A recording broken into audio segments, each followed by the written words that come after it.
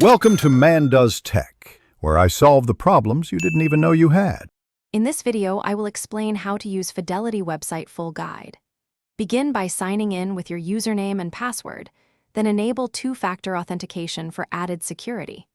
Navigate to accounts to view balances and positions, and use the search bar to find stocks, funds, or ETF.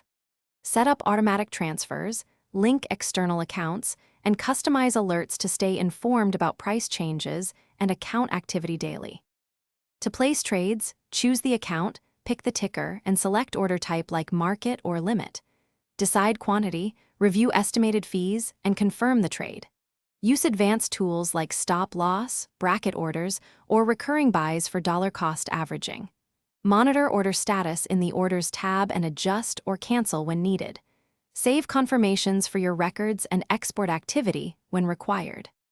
Quick recommendation: if you are finding this video helpful, please subscribe and like to support the channel. On another note, Robot Face upgrade your clean game with the Shark AI Ultra Robot Vacuum. Voice control makes tidying effortless while you manage finances. It pairs well with time saved using the Fidelity website. Check the description for the link and other deals. Thanks for the support. Now let's get back to the video.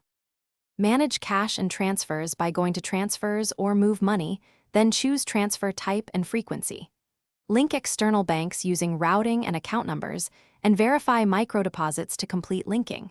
Schedule recurring contributions and emergency withdrawals with clear calendar dates. Review pending transfers, transfer limits, and cutoff times to avoid delays. For retirement accounts, check contribution limits and use contribution allocations to rebalance holdings.